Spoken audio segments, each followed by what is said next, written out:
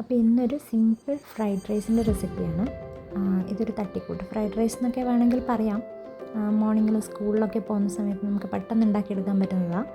ആദ്യം ഇതുപോലെ ചോറ് വേവിച്ച് വെച്ചിട്ടുണ്ട്, തണിയാൻ വേണ്ടിയിട്ട് വെച്ചിരിക്കുകയാണ്. പിന്നെ കുറച്ച് ഇൻഗ്രീഡിയൻസ് മാത്രമേ വെജിറ്റബിൾസ് വേണ്ടതുള്ളൂ. ക്യാരറ്റും ബീൻസും ഉള്ളി മാത്രമേ ഞാൻ വെജിറ്റബിൾസായിട്ട് യൂസ് ചെയ്തിട്ടുള്ളൂ. എല്ലാം ചെറുതായിട്ട് അരിഞ്ഞ് വെച്ചിട്ടുണ്ട്.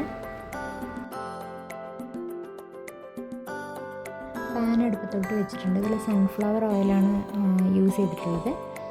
ആദ്യം തന്നെ 2 മുട്ട ഇതിന് വേണ്ടിയിട്ട് യൂസ് ചെയ്തിട്ടുള്ളത്. അത് സ്ക്രാമ്പിൾ ചെയ്തിട്ട് എടുക്കാമെന്ന് വിചാരിച്ചിട്ടുള്ളത്. അപ്പം കുരുമുളക് പൊടിയും ഉപ്പും ഇട്ടിട്ട് ജസ്റ്റ് ഒന്ന് സ്ക്രാമ്പിൾ ചെയ്തിട്ട് മാറ്റി വെച്ചിട്ടുണ്ട്.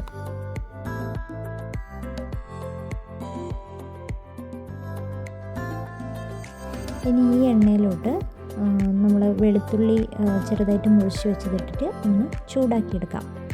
നല്ല മൂപ്പിച്ചെടുത്തിട്ട് അതിലോട്ട് നമുക്ക് മുറിച്ച് വെച്ച ഉള്ളിയും ആഡ് ചെയ്യാം. അത് നന്നായി വഴറ്റി വെക്കണം. ഉള്ളി നന്നായിട്ട് ചൂടായിട്ടുണ്ട്. ഇനി നമുക്ക് ബാക്കിയുള്ള വെജിറ്റബിൾസ് ആഡ് ചെയ്യാം. ഫസ്റ്റ് ക്യാരറ്റ് ഇട്ടിട്ട് ഒന്ന് വഴറ്റിയെടുക്കാം. ക്യാരറ്റ് ഒന്ന് വഴണ്ട് കഴിഞ്ഞ് കഴിഞ്ഞാൽ അതിലോട്ട് ബാക്കിയുള്ള ബീൻസും ഇട്ടിട്ട് നന്നായിട്ടൊന്ന് മിക്സ് ചെയ്തെടുക്കാം.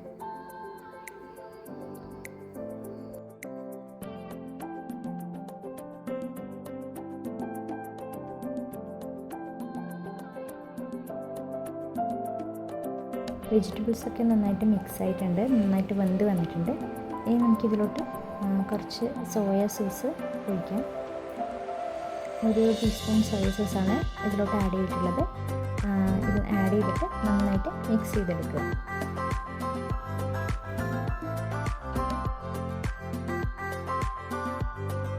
ഇനി നമുക്ക് ഇതിലോട്ട് മുട്ട ആഡ് ചെയ്യാം.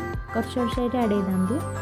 കുറച്ച് ആഡ് ചെയ്ത് അതിലോട്ട് കുറച്ചും കൂടി ചോറ് മിക്സ് ചെയ്ത് വീണ്ടും നമുക്ക് മുട്ട ആഡ് ചെയ്ത് അങ്ങനെ ചെയ്യാം. ഫ്രിഡ്ജിലെടുത്ത് വെച്ചിട്ടുണ്ടായിരുന്നു ചോറ്.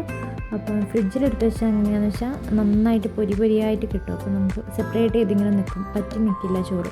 അപ്പോൾ നന്നായിട്ട് വിട്ട് നിൽക്കുന്നുണ്ടല്ലേ ചോറ്. അപ്പോൾ ഫ്രിഡ്ജിൽ വെച്ചാൽ അങ്ങനത്തെ ഒരു ബെനിഫിറ്റ് ഉണ്ട്. അപ്പോൾ അത് ഇതിലോട്ട് ആഡ് ചെയ്തു. കുറച്ചായിട്ട് ചോറ് ആഡ് ചെയ്ത് എല്ലാം മിക്സ് ചെയ്തിട്ട് എടുക്കാം. ഇനി കുറച്ച് മുട്ടയും ആഡ് ചെയ്ത് ബാക്കിയുള്ള ചോറും കൂടിയും ഇട്ട് കഴിഞ്ഞാൽ നമ്മുടെ ഫ്രൈഡ് റൈസ് റെഡിയാവും. കുട്ടിക്ക് രാവിലെ സ്കൂളിലൊക്കെ നമുക്ക് പോകുമ്പോൾ പെട്ടെന്ന് തയ്യാറാക്കിയെടുക്കാൻ പറ്റിയ ഒരു ഡിഷാണിത്. കൂടുതൽ വെജിറ്റബിൾസായിട്ട് കുട്ടികൾ കഴിക്കുകയും ചെയ്യും, അതുപോലെ ഒരു വെറൈറ്റി ആവുകയും ചെയ്യും. പിന്നെ സോയാ സോസൊക്കെ നമ്മളെ ഇഷ്ടം പോലെയാണ്. ചില ആൾക്കാർക്ക് സോയാ സോസ് ഇഷ്ടമുണ്ടാവില്ല, അപ്പോൾ അതിനനുസരിച്ചിട്ട് ആഡ് ചെയ്താൽ മതി. പിന്നെ ഇതിൻ്റെ മേലേക്ക് നമുക്ക് കുറച്ച് കുരുമുളകും കൂടിയും ആഡ് ചെയ്യാം.